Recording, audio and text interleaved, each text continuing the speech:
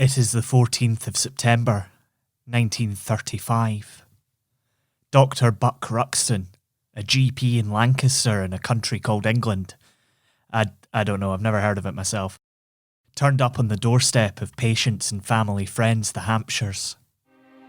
The doctor asked him to help them prepare his home and practice for decorators who were set to be starting the very next day. When the group arrived at the house, they found it in shambles. Carpeting had been pulled up from the stairs and straw was strewn around, including poking out from under the locked bedroom door. There was a stained soot lying on top of sections of rolled up carpet. And in the garden, someone had been burning towels.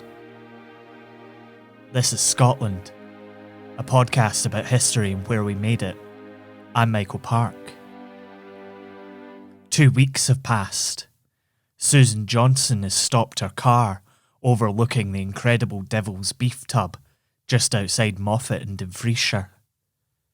The beef tub is a hollow formed by the meeting of four hills and dives 500 feet into the earth at the source of the River Annan. It's long been a spot of romance and intrigue. The border reavers used to use it to hide stolen cattle. Their enemies called them devils, hence the name.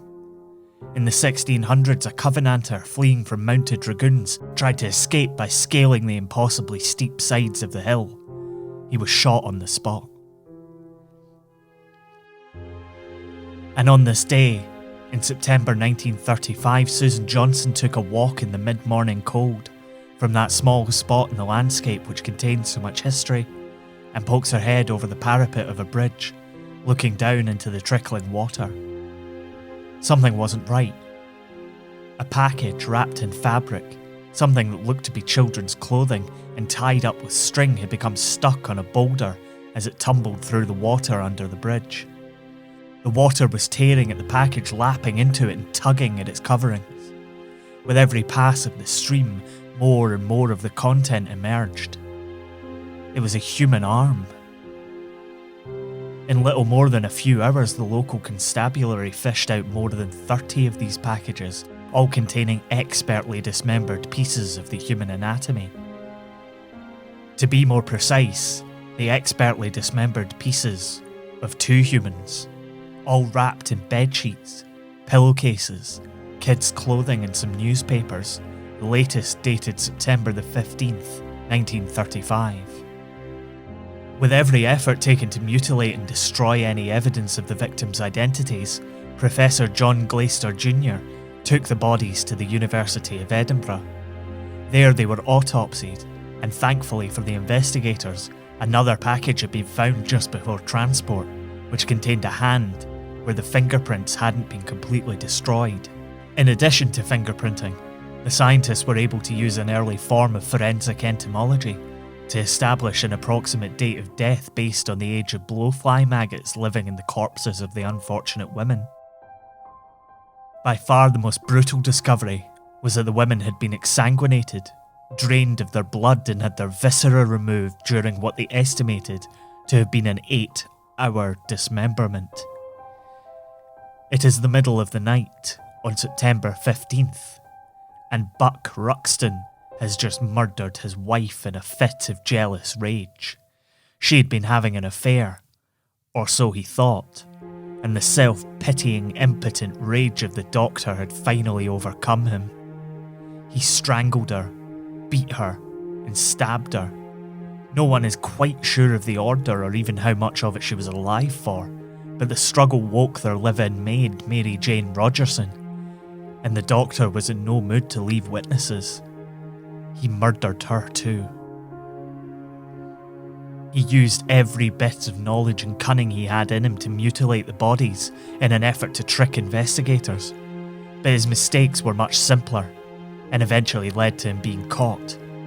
He wrapped the body parts in newspapers that had put out special souvenir editions only available in the Lancashire area.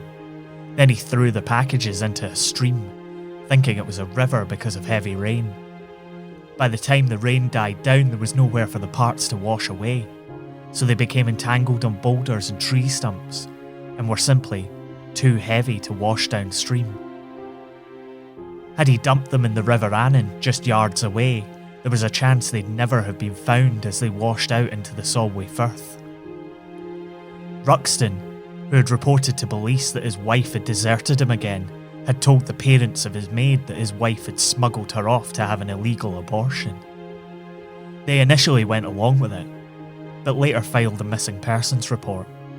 All this led investigators to Ruxton's door. He refused to entertain the notion and produced a meticulous account of his movements that he presented in the form of a little book. Unfortunately for him, he wasn't able to account for the fact that someone driving his car had knocked over a cyclist on the road between Dumfries and Lancaster. He certainly wasn't able to explain away the incredible amount of blood that investigators found traces of in his house. And then, the kicker. Using X-rays, forensic anthropologists took images of the skull of one of the women and used a studio portrait of Isabella Ruxton to reconstruct the shape and structures of the face, proving pretty much beyond doubt that the bodies thrown into the ravine on that murky morning in September 1935 were that of Isabella and Mary Jane. Buck Ruxton was banged to rights. He was found guilty and hanged, one of the first murderers to be caught using entomology, forensic anthropology, and fingerprinting techniques.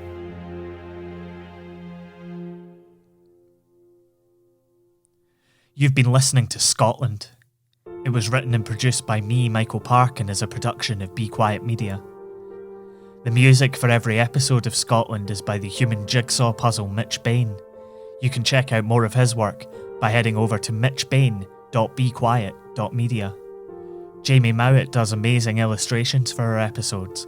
You can check out her work by going to tidlin.com. Scotland is supported by Chris Lingwood and listeners like you on Patreon. Get involved, and if you can help us out, please do. It's patreon.com/Scotland History Podcast. You can find out more about the show on our website, thisisscotland.co, and on Twitter, Facebook and Instagram by searching Scotland, Scottish History Podcast. Thanks for listening. Look after one another. We'll see you next time.